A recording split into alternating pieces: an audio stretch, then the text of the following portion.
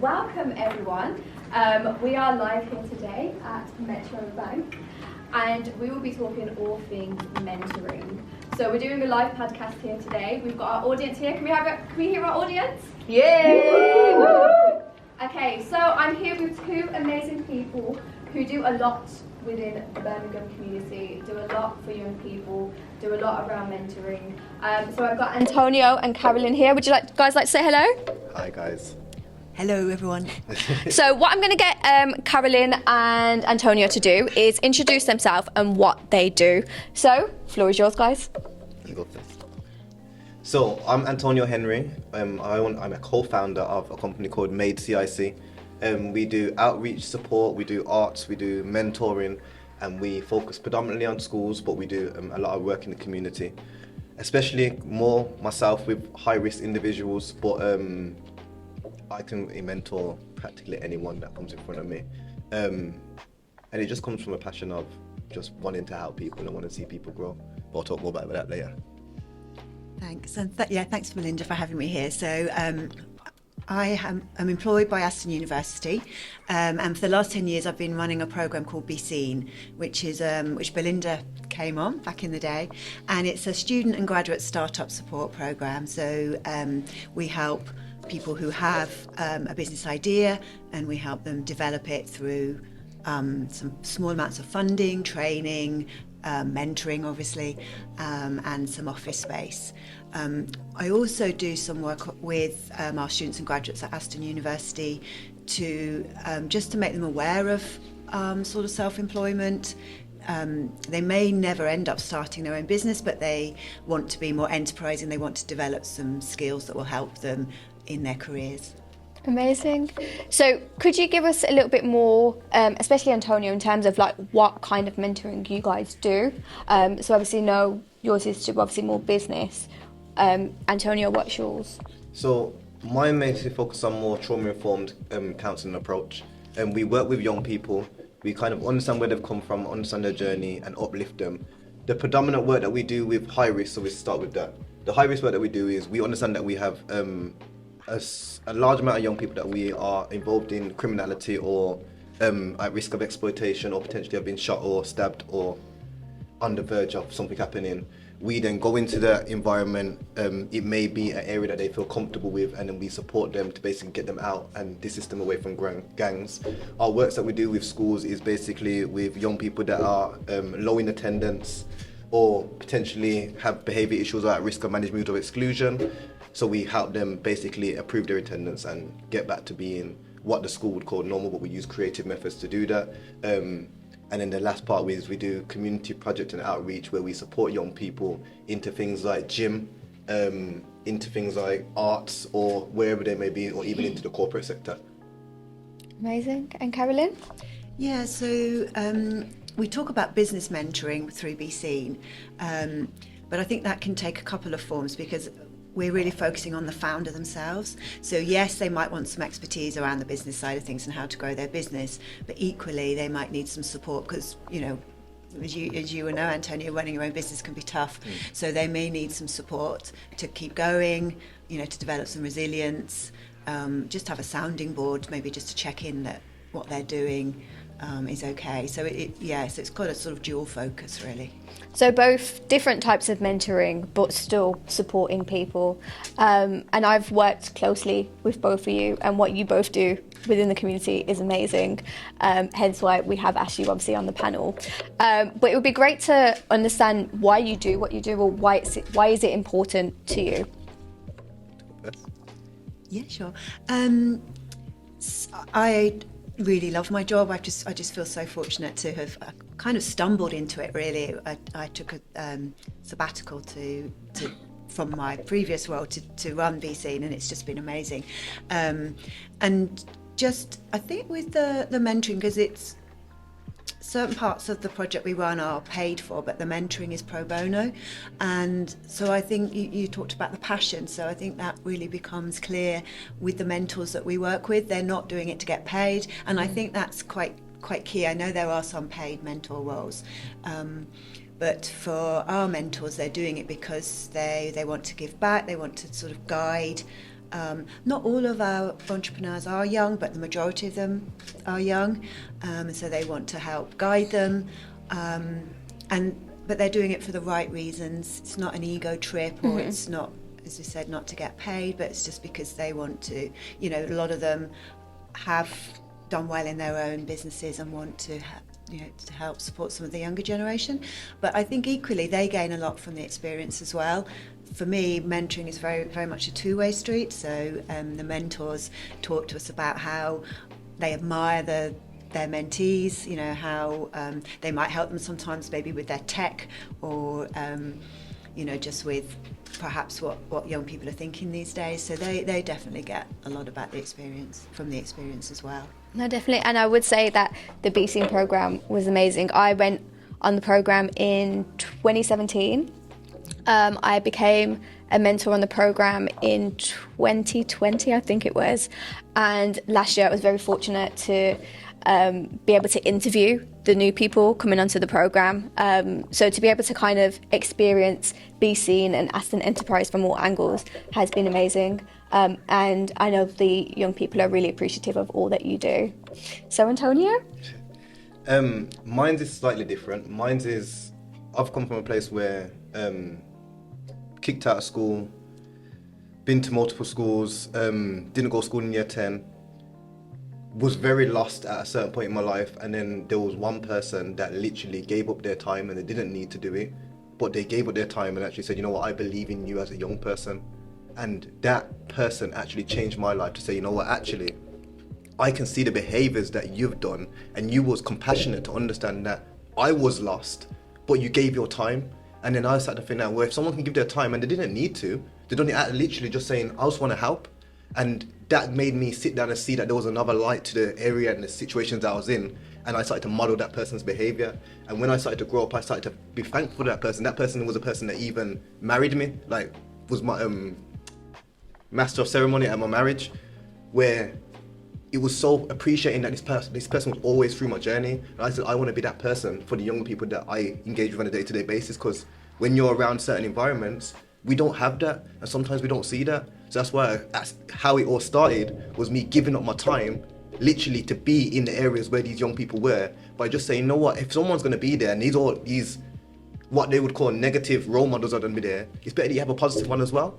And then that's when it started to build up and get to the level that I'm at now. And Antonio has been mentoring for many years. He's well recognised in the Birmingham community. We was talking about it a couple of weeks ago. And sometimes when you're just a person who's just doing, sometimes it feels like, am I actually making a change? Am I actually making an impact? But Antonio has definitely made an impact within the Birmingham scene, and is a recent nominee for the NBCC Awards for Mentor of the Year. So congrats on that. So obviously going off that one, we've talked a little bit about kind of what mentoring means to you. I know you've touched on why you kind of got into mentoring, but if you guys could go into that a little bit more, why you got into what you're doing currently. So I have been a mentor myself. I've actually had a mentor too, but mostly I'm working with our sort of pool of business mentors. I think mentoring is really impactful because sorry, you might need to go to the into the mic a little bit. I think mentoring is really impactful because it's all about kind of relationship building, and sort of the flip side of that, sometimes it doesn't work because those relationships, they don't gel. So sometimes we might find someone a mentor, but then it doesn't work, so we then sort of rematch them with somebody else. I think from a mentee's perspective, they need to go into it with an idea of what they want to get out of it. Certainly from the sort of business founders that I work with, they can't go into it thinking that the mentor's just going to put everything on a plate for them and is going to do it for them. A mentor isn't a manager. As I said earlier, it's very much a two-way process. So it's important that we do some sort of training. It's particularly for our mentees, actually, more not so much for the mentors, because a lot of people have had training and have done mentoring previously, but it's around getting the mentees to really think about, before they have that first meeting, what they want to get from the relationship. So obviously doing a bit of research into who their mentor is and what they might be able to offer them.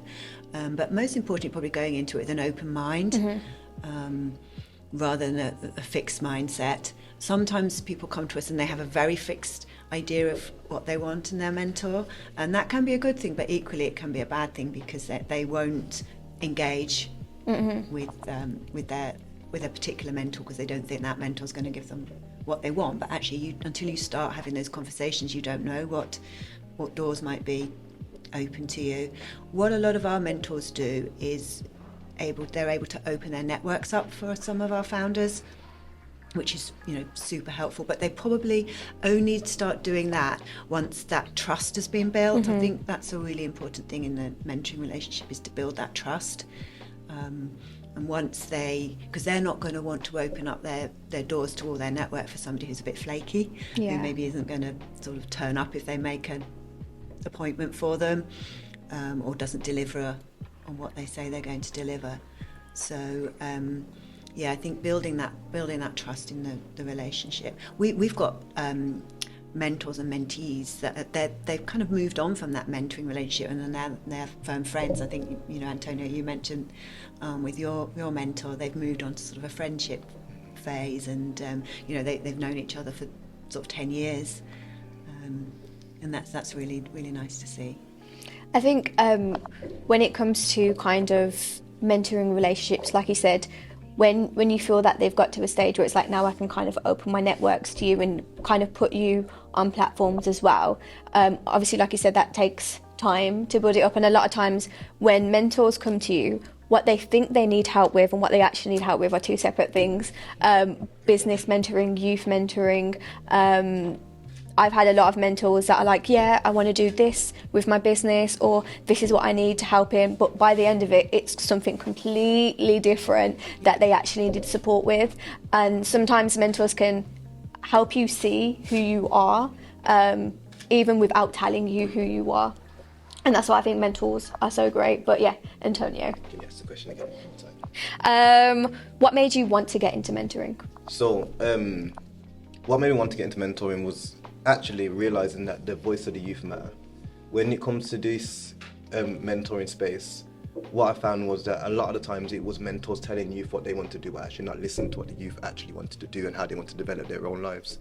So the reason, as I said, why the person impacted me was because he listened to me. He showed me that actually my voice mattered in the scenario of me growing up and achieving what I wanted to do. So as moving forward, I said, I'm going to follow that same principle and listen to what these young people are doing and put that at the center of everything that we do. So now, every single resource that we create, everything that we do is based on the voice of the youth and what they want to achieve moving forward. And then we create something around that to then help it grow. I love that. And if you were to give anyone advice who would want to get into mentoring, what would you say is something that they should do?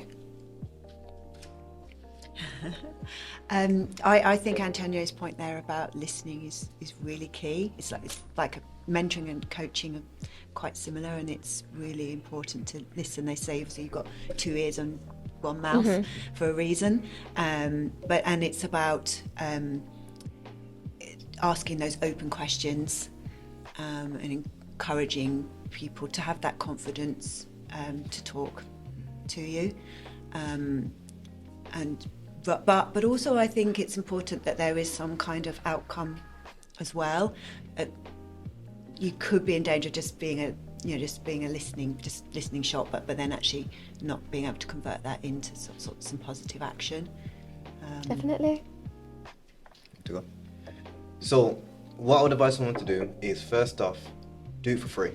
I stress to people the amount of times I would advise people to just get out there, be around the communities, be around the projects, and even if it is, and I always say to people, check your family first, because there's probably someone in your family that needs mentoring, but because we're so focused on outreach, we're not actually focused on the in-reach and the actual people that are around us. So start with in-house first and use it as a case study on how you can actually work with someone for a period of time and then develop. And if it isn't someone in-house, find someone else's child that actually needs some support and say, you know what, I will work with them for, even if it's 4 weeks, just to see what I can do and how I can help them develop. And then you start to get experience that you can actually take to an organization and say, I've been working with this young person for this amount of time, and I've got a case study on actually where he started and where he's got to. And then you now have strength when you actually go in to get into a position. But it all starts off with working for free. And if you are blessed enough to then have a paid position from the start, give it everything that you possibly can. Put in your all, like show them that you are the best. And the reason why you do this is because you are extremely passionate about doing it and you want to change lives. Do you have any, this is just a question I'm throwing in, do you have any stories or remember your first time, like, mentoring? Because I can remember my first time. Probably one of my first ever mentors was actually quite weird because it was a young person that was actually quite close to me. It was one of my friend's little brothers, but he got referred to me, selected to work with me through a program. But like, it was so emotional because we had to do like home visits, and when we do home visits, I literally had to get him out of bed to take him to school. And it was weird because it was just like, and I had to say to my friend, like, you should be doing this. We should, like, I shouldn't be in your house collecting your little brother to take him to school. Like, we need to take accountability as a community to say, you know what, actually, we're all in this together. Yeah. Why am I doing this? So it was impactful, but it was also emotional because obviously it was close to home.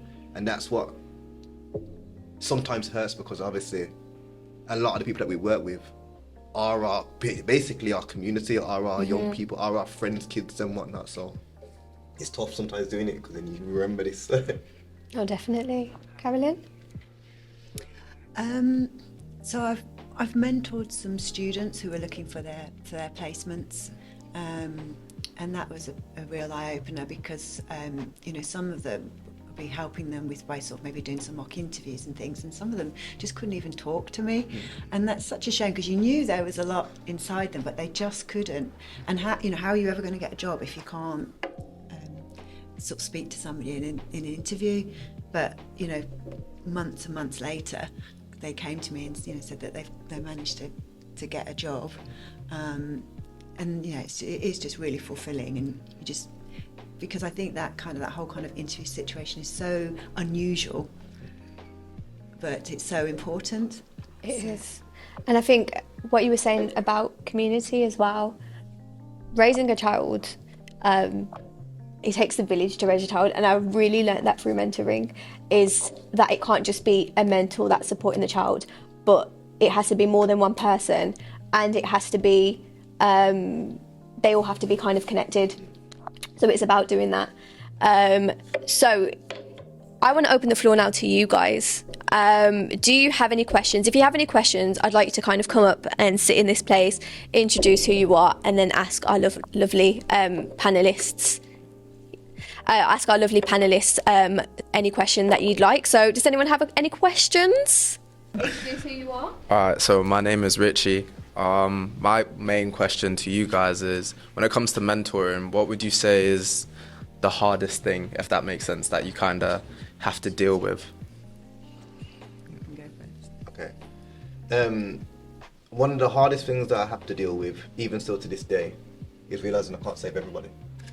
That with the passion that you have, sometimes you can get caught up on trying to save absolutely everyone, but some people are just not ready, and you've got to understand that and kind of be okay with that. That makes sense, because when I first started, it hurt to see someone not get to a position where you could see they had the potential to, or even worst case scenario, end up not being here no more. That makes sense, knowing that these people are young and talented. That makes sense. So it gets hard when you actually realize that you could put in a ton of effort, but because of this person's risk factors around them, they're not in a position where they can change yet. That makes sense. Yeah, that's probably the hardest. Nah, I understand. I think from our mentors, it's a similar thing in that they really want to work with the young founder, but the founder just doesn't engage for whatever reason. Yeah. And sometimes it's because I think the founder hasn't done what they said that they would do, in the previous meeting, so then they don't show up to the next meeting. But that's such a shame, because actually the mentor could help them find out what the blockers were, why they aren't, what the challenges they're facing, and you know, help them work that out. But they just don't, you know, maybe don't show up for the meeting or whatever, and it's difficult when a mentor's giving up their time for free, and then a mentee doesn't engage. 100%. Would you say it's hard to like disconnect? You know, as you said, it's very, when you put in your passion into someone else, you see their end goal, you want to kind of make sure that they get there. Would you say when you realize, okay, they're not really putting in the effort, or they're kind of stumbling over the same stumbling blocks over and over again, would you kind of say it's kind of hard for you? Like, how do you go about disconnecting, if that makes sense? What I always advise every mentor to have is supervision. The reason why I say supervision and I always promote counselling is because, one, vicarious trauma is real, and two, when you are putting in so much and you do get disheartened, you have to understand that it's not you. Does that make sense? And sometimes, like for example, I've had one mentee that I've spoke to him for like probably about 6-7 months, and for that whole 6-7 months, he said, I'm not ready, cool. 2 years later, he's come back to me and say, I'm ready now. And that was literally based on 6 months worth of work, where he had to take a period of time where he had to get ready. Does that make sense? And now he's changed his life. But you've got to understand, as a practitioner, you are taking on a lot of people's stuff when you're doing this work. Does that make sense? So you need to have a place where you offload. Yeah, 100%. Yeah, no, I would agree. I mean, obviously the people that we're mentoring aren't in similar situations to those that you are, but I do think that that's a really important point you just made. No, thank you. Thank you, Mark. Hi, I'm Amina Michelle, and I feel like you've answered quite a few of the questions I had in my mind anyway, but one of the things I wanted to ask was, you know, when you said we kind of cast the net outwards to mentor people outside, you can see what's happening, how would you approach the inward? So I know that I've got a massive family, and you know there's, like you said, that when you were referred to someone that actually you could technically be close to, how would you approach the conversation with someone and say, okay, I think I could help here, without it being something that someone gets, I suppose people get offended anyway, but how would you approach it? Personally, how I've done it in the past, one, I refer them to a company first, outside, but the reason why I refer them to a company is to say that I can do it and make them know I can do this, but if you don't feel comfortable me doing it, there are these companies that can help. Does that make sense? Based on what I see. And sometimes you've got to have the right space to do it, because if you're at the dinner table, you just throw it out there as a comment, you can come across as being rude. But if you said to the person, like I've done before, it's like, yo, let me chat to you, like I need to actually sit down and talk. And we've taken them out, and literally, because obviously when people are eating, their belly's full, they're happy. Have a conversation with them, you know what, this is what I've seen. I may not be right, but if I'm right, I would rather make sure that I've been responsible enough to help you. And if not, then you can just dismiss everything that I've said right now. But I'm just doing it because I actually love you, I appreciate you, and I want to help you, or want to help the person. But if you're not ready, I'm more than happy to dismiss everything that I'm saying, and then that's up to them. Give them back the ownership over it, rather than you tell them. You say, these are the options. If you would like to, it's up to you. But I'm giving you the option. Does that make sense? Yeah, it makes total sense, yeah. Thank you. No yeah, worries. that's perfect, yeah. Any more questions? No. No, the only thing I've done that's similar is mentor some of my friends' kids with when they're looking at sort of maybe uni choices or careers choices. And I think it's a case where I'm not saying anything that their parents are, but kids don't listen to their parents, do they? What steps or what processes would you suggest as a bit of advice for them to go through within themselves before they come and say, right, I'm ready to be a mentored, this is what I would like? Oh, good question. You want to go? Okay. My personal view, and it goes with everything that I do, I think everyone needs a mentor. So no matter what stage of journey you're at, there's always going to be someone that can connect with you. Now, the difference is that there's going to be, at different levels, a different mentor for different periods of time that you're in. Now, if a person's completely lost, I'll give you an example. A young person that I met 8 weeks ago, he did not know what he wanted to do. Technically, he wasn't even meant me. He had a social work, he had a job coach, and all these different things that was involved. But because he was recommended through someone else was like, I know what you can do. can you work with this young person? So I was like, okay, not a problem, I'll see what I can do. I gave him 8 sessions, see what we can do. When our first session is like, I don't want to do nothing, I'm not interested, I don't know where I want to take it. Since then, we set him little tasks and little micro tasks that he can do each day. Now, in 8 weeks, he's got 2 jobs and he's going on an apprenticeship. But at that stage, he didn't know what he wanted to do. But sometimes we don't know. That's where a mentor can come in, or a coach, or whatever you want to call it, can come in and say, you know, actually, I can see you doing this, but maybe you don't know that's an option. I would say that there's a difference between might have an actual professional mentoring scheme, so we would provide mentors for our founders that wanted them. But then equally, I say to them, you know, look around you when you're out networking. See if you hear a speaker that you admire, or if there's somebody on social media, reach out to them and ask them if they would be not necessarily an official mentor, but maybe just help guide you, just meet with you, answer some of your questions. So I think there's different types of mentors. And what I was trying to say to add on to that is get clarity on what you actually want to do, so then you can actually look for who are the mentors in that field that can actually support you to get where you want to get to. And that's a harder thing, that's a harder conversation to have. Yeah, definitely. Okay, thank you. You're welcome. Thank you. Hello, my name is Laura. I'm from Barco Consulting. My question is about mentoring requires a lot of commitment and engaging and time. When will be the period of you say, right, I will give you the number of sessions, when you will see the end of that mentoring? It is like can go for 1 year, it can go, what will be give you that? Good question. I mean, on our program, it's sort of a year's support. So but I think we generally sort of talk about maybe people doing sort of initial 6 months and see how that goes. I mean, I said earlier that not all the mentoring the mentors and mentees that we match actually work, because obviously it's people's personalities, and I think from a mentor's perspective as well, they have to have the time and the space to commit to that program. So we only ask for sort of one meeting once a month. But we have a pool of mentors, and so I would much rather somebody to say, I need to sort of step away right now because I'm too busy in my personal life or business life, than try and fit it in and then not. Because I think a mentee can tell if someone's not committed, if they're not fully engaged. They might be looking at their phone, or when you're in like with a mentoring or a coaching session, you need to be 100% committed in that time. So, but in terms of the length of time, it can vary. I think somebody could have a very short interaction and it could be really positive, or it could be spread out over a much longer length of time. I guess it all depends what kind of goals you're setting as to what you want to get out of that mentoring relationship. Yeah, mine's slightly changed because over a longer period of time I started to realise a lot of things. So one of the things is the language that I used. So first off, if I'm saying I'm your mentor, they instantly think it's going to be for a longer period of time. If I actually mentor you, because I always tell people I don't mentor you, I'm coaching you for a period of time, but this is not mentoring.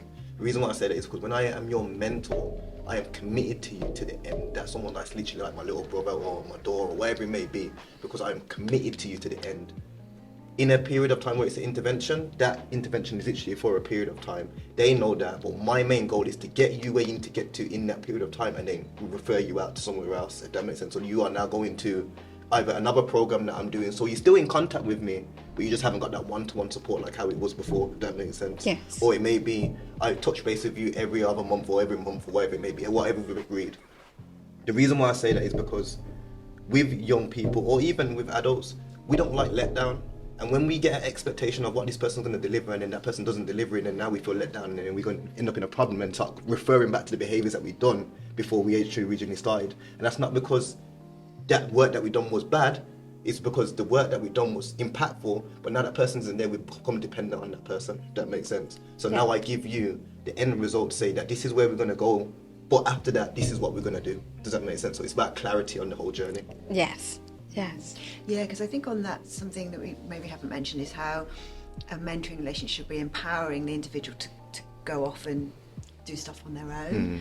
If you become too attached, then they're always referring to their mentor for should I do this, should I do that, when actually you would ideally be helping them to make decisions themselves. Yeah, I see it as from that point of view, when the relationship become more like dependent, and then at what time you need to detach from that mentoree, and when you say, okay, this is the end, and then it doesn't need to be abrupt, but how you go in, and I think it depends on the situation. This is the thing, this is what I was saying about, you got to be intentional about the language that you use, because when you say, and I know I said it, but when you say this is the end, they now in their mind think this is the end. We're actually saying, well, no, we're just going to work together on this project instead of this. If that makes sense. Yes. So for example, with the young person that's got the 2 jobs and whatnot, he knows in September we're going to stop working on a one-to-one basis, but I've put him onto a business program, so when he starts working on a one-to-one, he's now on a business program that's going to continue the journey. Does that make sense? It does make sense now. Thank you. Hi guys, I'm Christian. Nice to meet you. Hi, Christian. Firstly, thanks to you guys, Belinda. It's been amazing to see, and I feel like I'm in the right space to ask this question actually. So, I've been a youth mentor for about 4 years. Been in many schools with Belinda, and I'm just at that stage now where I'm thinking, how can we scale this up? How can I positively impact as many people as possible, and help people see the value in what it is I do? Is it a CIC? Is it a limited company? What is it that I need to do? Because I know for all of the one-to-ones that I have and all of the amazing difference that I make, if I'm sat having a one-to-one with somebody, then I feel like I'm limited in terms of how much impact I can have. So yeah, I'm interested in what you guys think of in terms of the next steps of scaling up to impact people positively. You can go. Okay. The limiting belief that you've already got right now is that you've just said that it's you. Now, what you would have to find out is how you do your methodology and how you can scale that up and then say to them, I'm going to teach this to other people to then basically make them grow and develop what, even if it is one-to-one mentoring, deliver what you're teaching. Does that make sense? Because realistically, is it you or is it your methodology on how you teach people? If that makes sense. Because realistically, everything I do is scalable. Because there's certain key things that if you follow the process, then you'll get the same result no matter what it is. Does that make sense? And Even depends. Sorry to cut you out, but don't you think that your experience and your delivery on that methodology might be more impactful than somebody else that hasn't had that same experience? Potentially, but then that's where I get a higher rate than what other people do. Okay. It's just that simple. Yeah. I know what I deliver, but then I know what I specialize in as well. But that doesn't mean that you can't do it. Like I know I could give you my mentees. You would have your methodology, but if I taught you some of the stuff that I know you deliver exactly what I'm going to deliver. Okay. But what I always stress to people, and every single training on our members of staff that we talk about, is you don't need to be me. I don't want you to be me. We hired you because it's you. Does that make sense? And we understand what you deliver, and we want you to come with your spice, your sauce. Does that make sense? And if you can bring your sauce, that's why we hired you. Does that make sense? That's also comes down to your selection process as well, because you also got to know that the people that you are going to select have to have your values. Because you can teach people the methodology, but they ain't got your value system, it don't make sense. And as for a limited company or CIC, that's something that you've got to look into how you want to build your model moving forward. If you want to be, for example, a CIC, my personal opinion, I think people should have both. But you've got to understand how your model works and what you want to deliver moving forward. Because you could say, all right then, to see the scale of what I want to do, I'm going to teach practitioners how to be better mentors. You're still delivering the legacy of what you want to do, but you're just now teaching people how to do it. Or you might say, all right, I want more the community-facing approach. I actually want to be there. So how am I going to make that look? So you've got to work out, and it'd probably be good for you to speak to a business coach. Slight plug. To speak to a business coach, see actually, what's the best methodology based on the vision that I have? Does that make sense? Because when you can understand and get clarity on the vision, then you can say, this is how I want to take it and what's the best way to move forward with it. Fantastic. What do you think? I think it's fantastic that you want to scale it. And yeah, I think Antonio is right. You need to talk to some people to think about what your options would be. Because if it is, in order to scale it, there's different ways you can do it, isn't it? I mean, it doesn't always have to be one-to-one mentoring. It could be one-to-many mentoring. There's like peer mentoring. There's different models that, obviously there's definitely a need. What I would probably say for you to do, and this is for yourself moving forward, especially when you're building standard operating systems or SOPs, you now have to look at what is it that makes you special, what's your you could say unique selling point. What's your unique source that actually, when I deliver a mentoring session, this is what makes it valuable. And then write it down, because if you can write it down and then teach one person, because you might say, all right, I'm going to bring this one person to a mentoring session and teach that one person, that's still scale. Even though it might not be this massive or big scale, it's still scale. Does that make sense? But then you can say, all right, this works. If you can work with one person, can it work with 2? Then can it work with 4? And then now you start to scale it, but you're scaling it through growth rather than through just excess, just pushing it out there just for the sake of pushing it. Do you want to do it properly, or do you want to just build a business? What do you actually, that's why I say get clarity on it first and write down what is your source, have it there. So you can say, this is what I do, this is what makes me unique. And when you start to realize it, and it's quite funny, when you start to realize it, a lot of the things that you think make you unique is very common. I'm just being real. But there's certain things that make you that are irreplaceable. And then that's the thing that you can then monetize and make it into your business. Love it, thank you. It's great to see the passion as well when you talk. I love it from both of you. So yeah, okay, thank you. Cheers. Hi, my name is Esnam and I am a young person. My question is, how old should people get mentored from? From? Yeah. Oh gosh, it's a good question. I mean, typically I suppose is it mainly sort of teenager? You'd know better than I. Is it teenagers upwards, or do you go in and mentor younger people than that? My theory is quite different, because how our company is built is basically from the womb upwards. So we want, even from down to your parents, them getting the mentoring, so when your child comes out, then that mentoring can start from there. Does that make sense? Yeah. Now, I'll give an example with my daughters.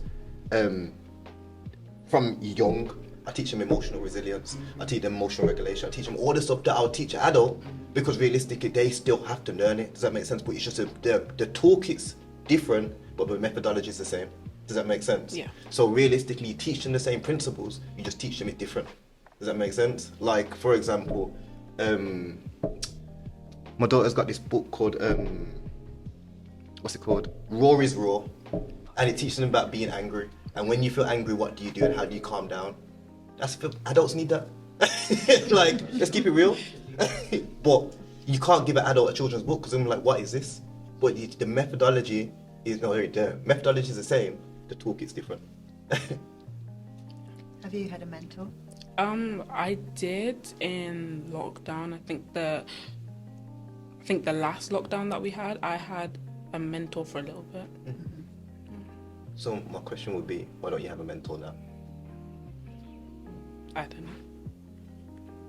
The reason why I asked that is because, what would you like to do in the future? I haven't figured that out yet. So it could be good to explore that with a mentor.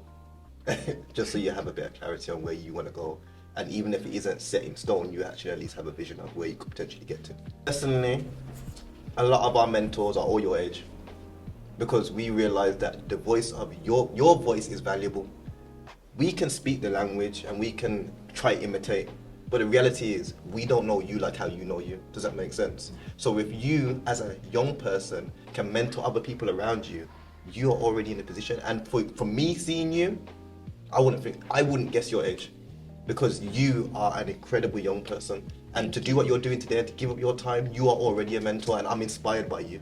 Thank you so much. Amazing. Well, we've had so many questions. Thank you to all our amazing people that have come today to obviously ask questions, to share space. When this podcast goes live, we'll definitely have everyone's information in the bio. So obviously go make sure to check out everyone.